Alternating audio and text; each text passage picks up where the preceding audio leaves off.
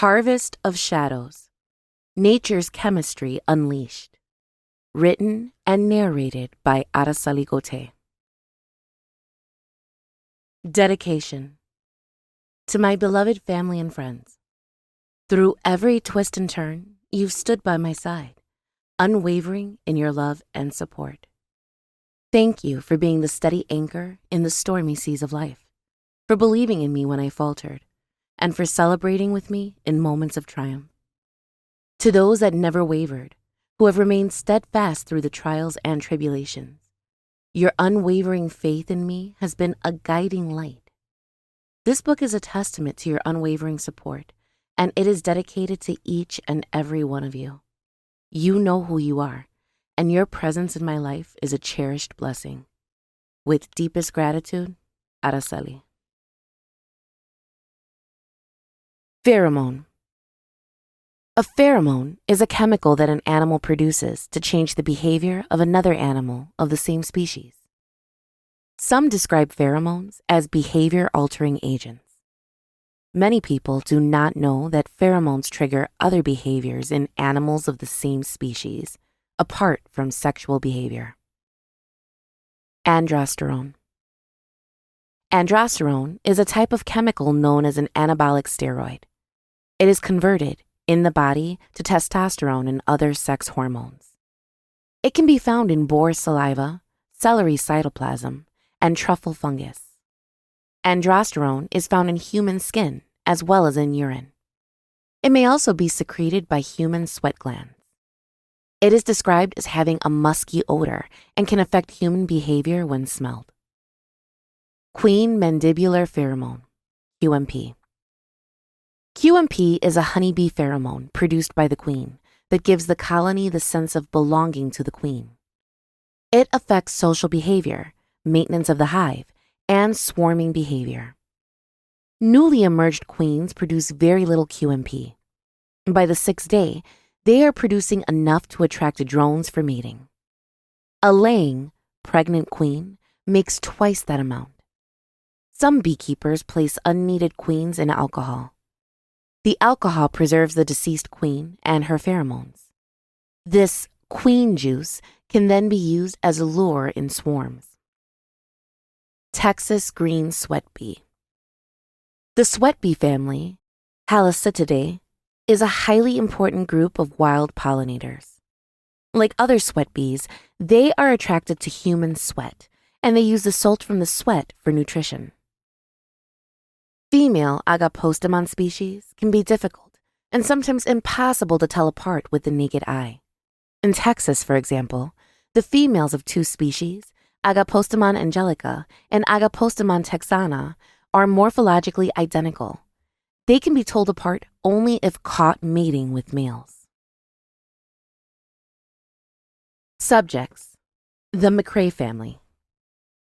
The following events have been shortened for clarity and context. This is a summary of statements given by James L. McCray, aged 38, and Orson N. McCray, aged 17. Each subject was found to be of sound mind and determined to be of no danger to themselves. There is no history of mental illness or drug use. Their statements can and will be used for further research and study. In this description given by Mr. McCray, some of the names, places, and details have been altered for privacy and security. Statement from August 12th at 11:19 p.m. We are from a mid-sized town known as Honeyville. About 2,900 people live there, but the population has slowly been declining for 10 years. I am a farmer. My full name is James Levy McCray. I have an amazing son named Orson and a beautiful wife named Brianna. My family is everything to me, and my farm is my labor of love. I produce all kinds of vegetables, most notably celery. I also have livestock and a small beekeeping operation. Mr. McCray. Description of subjects. Mr. McCray has the appearance of a hard-working man. His face is slightly leathered by the sun. He is 6 feet tall with a high and tight, clean-cut military hairstyle.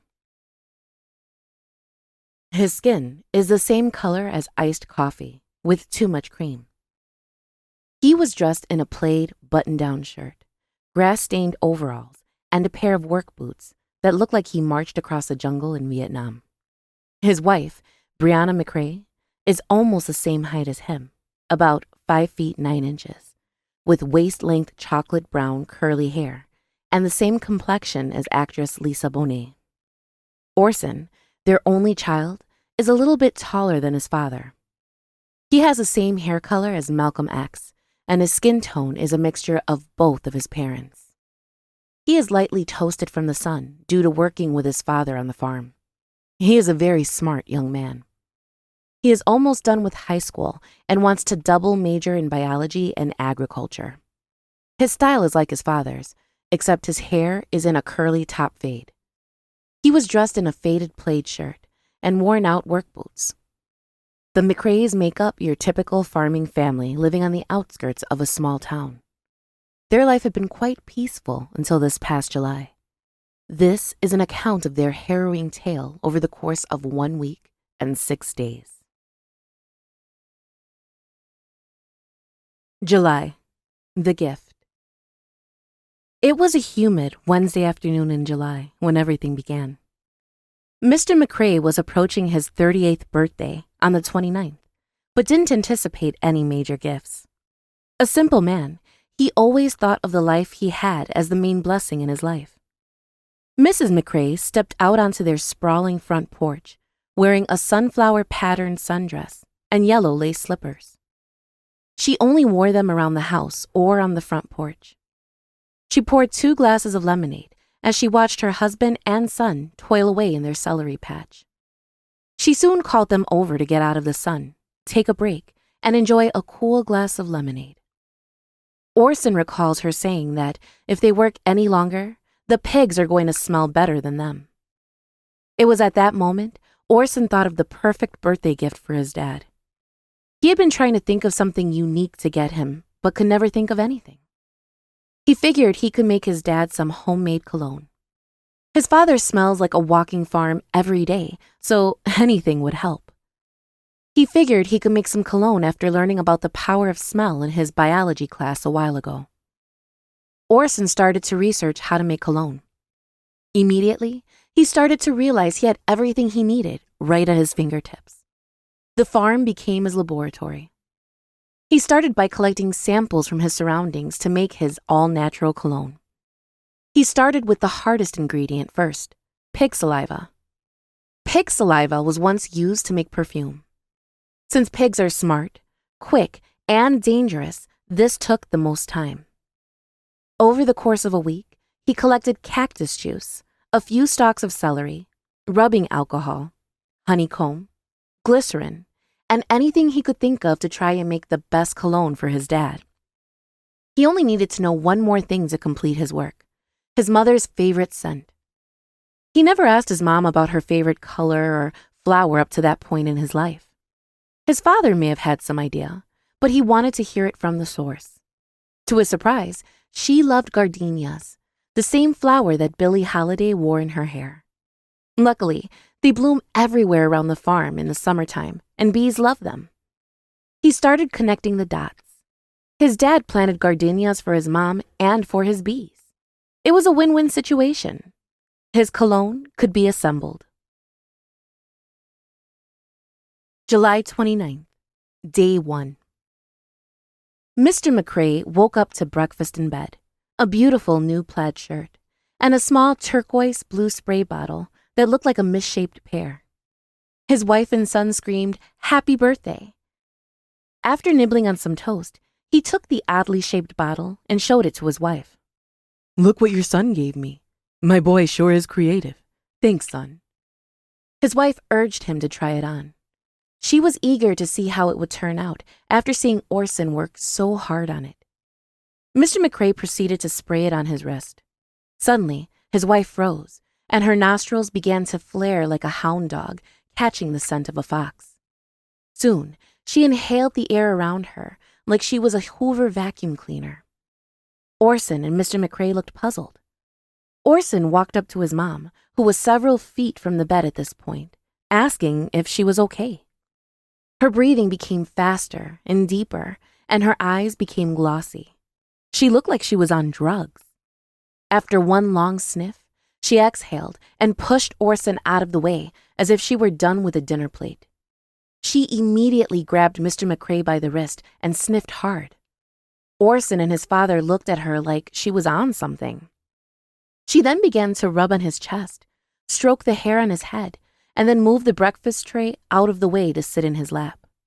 Orson screamed, "Mom!" All of this happened in less than 1 minute. His dad asked if she was okay. She began talking fast and stuttering over her words. She sounded like someone who was freezing cold. Stuttering, she said, Yeah. Wonderful, sweetheart." She licked the front of her teeth and said, "I'm feeling fine, honey. It's just, I really love you, and I'm glad God sent me the man of my dreams. Happy birthday." Orson dipped out of the room, satisfied that his dad liked what he made, but creeped out by his mom's sudden change in behavior. Later that night, Mr. and Mrs. McCray had a romantic evening together. It was as if it was their anniversary all over again. He couldn't have asked for a better birthday. As they turned off the lights and snuggled in bed, the moonlight creeped through the bedroom window and shined on the mist-shaped bottle on the dresser. Mrs. McCray held onto her husband as tight as a spider grasping its prey. She gently inhaled the cologne from his wrist, laying across her chest. She stared at the bottle of cologne with wonder and lust as her husband slept.